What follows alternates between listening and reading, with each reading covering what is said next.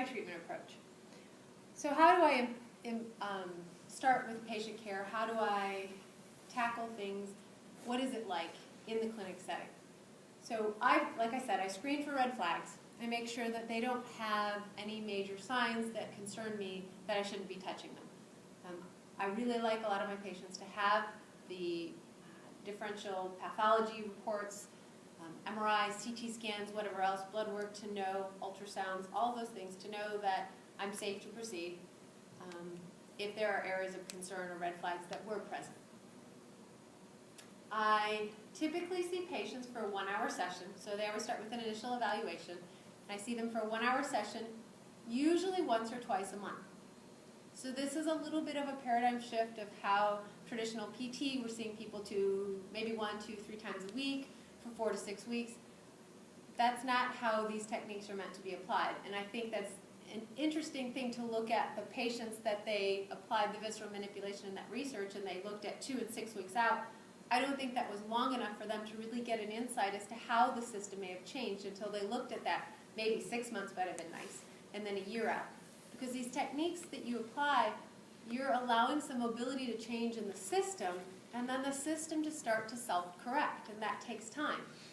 So again, I don't see patients back to back to back usually because I like to apply a technique, see how the system changes, give them a home program, have them come back and reassess what stayed, what changed, where do I need to go next. Many of my patients I share with, especially my complex patients, with other practitioners. They may be going to traditional PT for regular strengthening. They may be seeing an acupuncturist. They may be working with a pain management doc. They may be working with occupational therapist or speech therapist or other things. So I collaborate a lot with other healthcare practitioners and look at this as one piece in their care and the visceral manipulation as one piece in that integrated piece of physical therapy. In conjunction with PNF, in conjunction with neuro-re-ed, home exercise programs, strength training, other manual therapies, joint mobilization, soft tissue, myofascial, all those things are part of this, looking at it as a whole treatment approach to make sure that we're not missing anything. So trying to really inspire you to think about beyond the container again and start to look at how these internal pieces influence the external. So I do an assessment and evaluation. I get objective measures and help me determine what path to go on. A lot of that is done by feel and then visual observation. So palpation in terms of where there's lines of tension in the body and looking for where there's lines of tension in the body. And so what I'd like to do, when I get to the case studies, there's several different tests that I use as pre and posts so that you understand what those tests are because they're not common-based tests that are taught in PT school now. One of them is being taught. I'd like to demonstrate those on Dr. Appel so that so that you can see what they are so you have a better understanding. And they're really developed, all 3 of these tests were developed by Greg and Vicki Johnson, or they're taught through the Institute of Physical Art. I'm not sure where they got some of them. I believe the extension slump Butler started playing with and Greg took it and started playing with more. But so I'm going to demonstrate them and kind of explain how I use them and what I think they give me some insight to and why I like them. So come on over. So the first one's called the palm down abduction test. So I just named it. It's not what Greg and Vicki Johnson call it, but that's what I call it. I think they just call it the palm down. Yeah, so it's not exact, but it is a passive range of motion that you're feeling and feel a resistance. I like to think of it as a functional nerve tension test, a general upper extremity functional nerve tension test. Because what I'm looking for is how locked down is the system. If I start to bring that arm up, where does the body buckle? Where do things pull? If you have a shirt that's tucked in really tight, you can't reach up very well, right? We accept that thoracic kyphosis limits shoulder flexion. Well, what's causing that thoracic kyphosis? Are things adhered down? Do you have an appendix scar, something else? So what I get a sense of, I'll have you stand in front of me, the table's here, is I let that person just stand and relax, and I bring my hand onto their shoulder complex so that I can feel the scapula with my forearm and hand, and I lock it down, but I'm not like cranking on them. I just lock it down so that they're not adapting with the shoulder. The palm is down, and the arm is relaxed. So a lot of times you have to kind of tell them, be relaxed, because they're going to want to help you. And if they help, it changes what you're picking up on in their system. And so what I do is I just take them nice and relaxed, and she has tension here. Okay? I can't, do you want me to go past that? No. Okay? It starts to lock up. That doesn't mean that if I turn her palm up and don't lock the scapula down that she doesn't have full, pretty close to full shoulder abduction. But what I'm picking up on is neural tension in through the system as a whole. At least that's what it feels like to me. So I think of it as a functional upper extremity neural tension test. Okay? The extension slump is, go ahead and have a seat. We're all familiar with the flexion slump test, right? A dural slump test. Yes. Do you guys know why the hands are behind the back in that test? Because they wanted the arms out of the way for all the photos. Seriously, I thought that was, we always do that, right? If you're like, oh, I'm not doing that, I'm not being completely accurate. It was just part of getting the arms out of the way.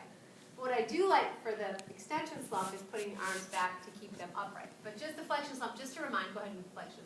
So they're slouched, chin down, you're locking into ankle dorsiflexion and checking how much neural tension they have, right? Indicative a lot of times of disc pathology or potential nerve irritation.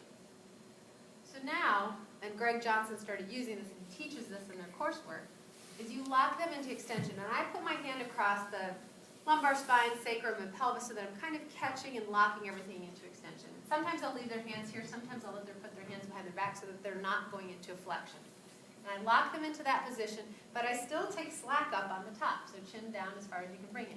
And she has limitation. I'd like to see the chin to the chest, but she can't get there. So just go where you can. I'll treat her later.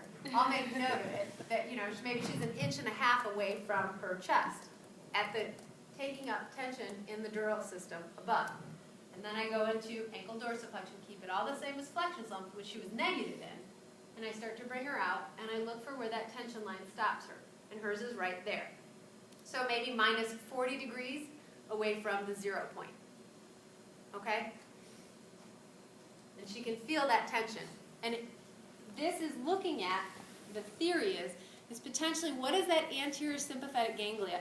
What are all those anterior neural structures coming off when you lock them into extension and they're putting tension on the dura, and now you're taking slack on this end and slack on that end? How much tug is in the system and how much is the body protecting that? And what I find with those two tests, when I use visceral manipulation techniques, that those tests often change and change quite a bit.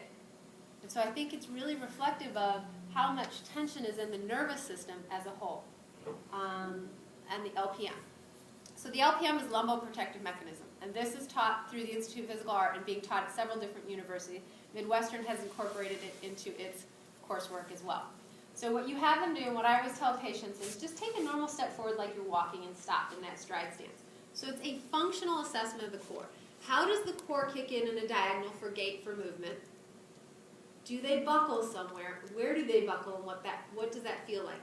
It's graded on a 1 to 5. So like a manual muscle test, but not in that you're applying, 1 is like applying a very light load, then 2 is a little more, 3 is a little more, 4 is a little more, and 5 is maximum. And they should be able to hold. And so you mirror their position. You're coming just below the clavicle with your hands. They aren't to push into you. You're just having them hold, don't let me move you, because you want to see, is there a delay? How does their core kick in this diagonal? And so I'll come on and I'll say, hold, don't let me move you. And she starts to match me. And then as I load, at about somewhere between a 2 and 3, she goes off balance. So let's check the other diagonal. And again, you just have them normal stance, their normal hip width. I try to be as consistent with my pre and post testing as possible. So if they start to lean into me, I say, no, just go back into your normal stance. If they're leaning way back or they want to brace, I try to just get them to relax. And I try to come back in again, and I put my hands on so they know I'm there. And I say, hold, don't let me move you. And her core kicks in, and then she buckles quicker on this diagonal. And so then I just make note, right foot in front or left foot in front, 1 to 5, how quickly do they buckle? And in my mind and in my hands, I'm trying to feel, where did she buckle? Was it in the lumbar spine? Did her hip shear? What happened? How is that quality of movement not efficient or functional? Why isn't her core kicking in right away? Why isn't she solid in that diagonal? And how might that affect her movement patterns and function and gait? Thanks. Mm-hmm. So those, when I get to the case studies, you have a better understanding of what those tests are and how I use them. The upper extremity functional inhibition tests, I'd like to, if anybody's willing. Does anybody in the audience have right shoulder pain or limited right shoulder motion? No rights? I do. You do? I'm going to use it. Come on up, Tabitha. I know a few faces in the audience. You have right shoulder pain. And is it limited? It's slightly limited, yeah. Is yours very limited? No. Okay, come on up, Tabitha. So what I'm going to demonstrate are some functional tests that I'd like you to start to play with. Okay, this is not absolute and all inclusive, but I'd like to start to show you how some of this clinical reasoning works. And come on over and stand here.